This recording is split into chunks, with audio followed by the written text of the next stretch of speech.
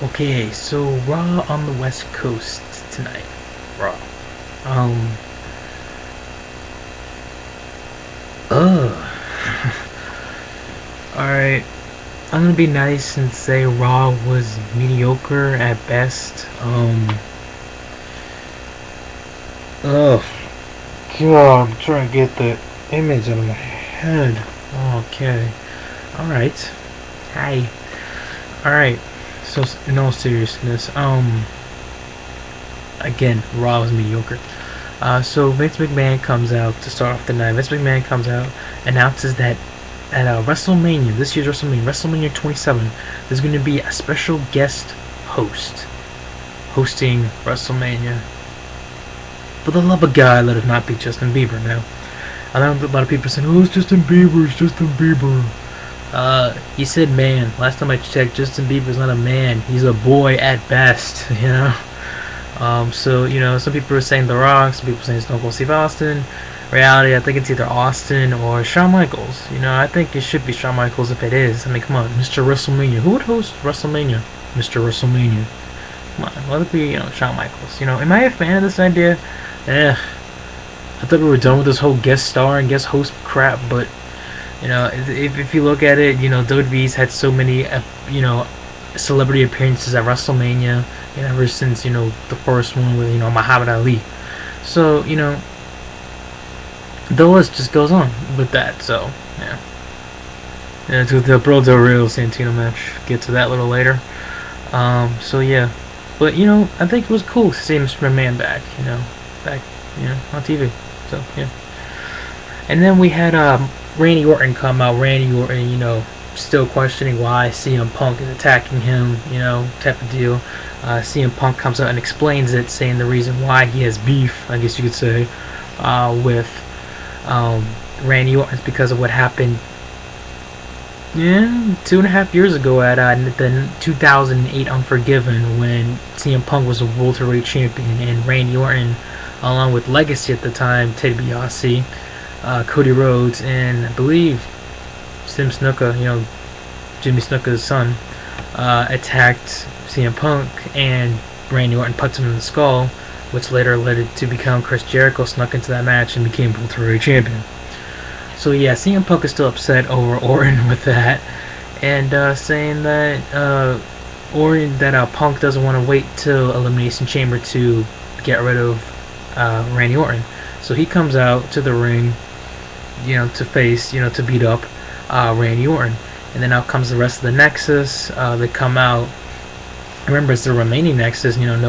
No Husky Harris, because Husky Harris got punched in the skull last week. So CM Punk, I believe he got busted in the nose. Looked like. But yeah, Punk has to go to sleep on Randy Orton. That's seen that segment. So then we have a diva. So excuse me. We have oh good lord. We have a match between freaking Mason Ryan versus R-Truth. Now R-Truth, congratulations for botching what city you're in. He originally said that when he says what's up, blah, blah, blah, he says the city. I was like, what's up, Green Bay, Wisconsin? They're in freaking Milwaukee. The crowd booed him. He's a face, and the crowd booed him because he got the freaking city wrong. So yeah, and R-Truth was kind of sloppy in this match. The match ended up in disqualification. Winner R-Truth by disqualification. Mason Ryan hit some weird move. It was like some leg lock, but he held him up, and it was kind of weird. But anyway, then we had a 6 Divas match, 6 Diva tag team match. Natalia was on commentary. We had Eve Torres, Gail Kim, and Tamina versus Melina and the Bella Twins. Typical Divas match. Eve hits, moonsault whatever on Melina and picks up the victory. She hit the neck breaker, excuse me. 1, 2, 3, your winner, Eve Torres, Gail Kim, and Tamina. Yeah. Then we had the, I'll also put in this link description box, the new 2/21/11 link. There's a new one. And a lot of people are jumping to conclusions that this is no longer Sting, that this is now the Undertaker promo. The reason why is because they played the Johnny Cash, old Johnny Cash song, that was used to the HBK and Undertaker feud back in WrestleMania 26. Again, I have no idea who it is. Obviously, I mean, WWE could be throwing us a swerve. Yes, it could be The Undertaker, and The Undertaker is scheduled to return at 2/21. It's being advertised for that. But WWE could be giving us a swerve. WWE could know this, saying, "Oh yeah, we're gonna do this. Oh wait, guess what? Yeah, we're gonna have The Undertaker returning. Oh look, but we'll have Sting return at the same night." It's a possibility. I don't know, guys. It's WWE. Anything can happen. So I'm still, whatever on that. Then we had a video package for the Elimination Chamber. That was cool. Then we had a little match between John Morrison and Michael McGillicuddy. Again, it was a little match. It was alright, By the way, I kind of skipped the part that the whole, CM Punk wants all his opponents at the Elimination Chamber weakened by, the NexSES so that he could have an easy advantage of going to WrestleMania main eventing. Yeah. But yeah, John Morrison picked up the Ven Starship Pain. I wish McGillicuddy. I don't always call him McGillicuddy. I've had so much potential in this young kid, and so far he's not really holding up. But then we had an interesting segment between The Miz and Jerry the King Lawler inside the ring. I thought this was really cool. Probably one of the best, moments of the night. It's one of those few smart, good points of the night. The Miz talking about how, he is kind of like the new version of Jerry the King Lawler, that he kind of idolized Jerry the King Lawler, that he was the big, talker or whatever. Jerry the King Lawler started, talking trash about him, saying that he's awful, he's not awesome. Ted DiBiase came down to the ring, started beating up on Jerry the King Lawler. Out came Daniel Bryan. We have an email, anonymous general manager. It's right then and there a tag team match between Daniel Bryan, Jerry the King Lawler versus The Miz, and Ted DiBiase. Yeah. If you have a match with Ted DiBiase, I wonder who's going to lose that one. It was a good match. I'm not going to complain. It was a good match. Jerry the King Lawler hits, a big fist, elbow drop, whatever you want to call that, on Ted DiBiase, and picks up the victory for Daniel Bryan and himself, obviously. So yeah. Then we had this weird, pointless thing, in my opinion. We had this thing where King Sheamus came, and then was coming down to the ring. Then we had Josh Matthews come out saying, "Oh, we heard that, Mark Henry, that he said that you should be replaced and you should be in the Elimination Chamber match."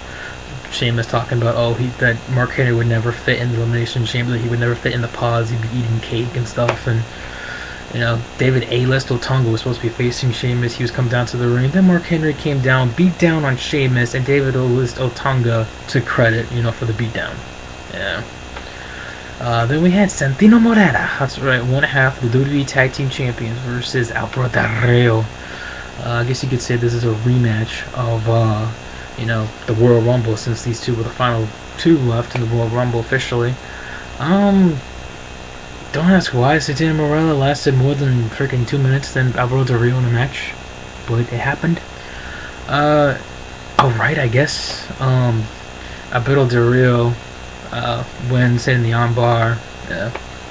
Then we had a segment with Vicky Guerrero. That's right, Vicky Guerrero was on Raw along with Dolph Ziggler, talking about the Elimination Chamber, and that he's going to become the new World Heavyweight, and that he's going to be the new World Heavyweight Champion in there, and then he's going to go to WrestleMania, yada yada yada. And that says, John Cena gets a shot in, talking about Christina Aguilera for botching the national anthem at the Super Bowl, and offers apology for R-Truth, messing up, saying Green Bay instead of Milwaukee.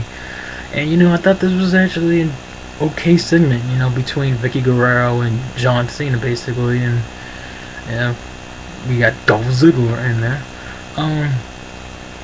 But yeah, I guess instead of saying, John Cena was trying to say, he couldn't say ass. He was trying to say, I'm gonna kick you guys all in the chamber.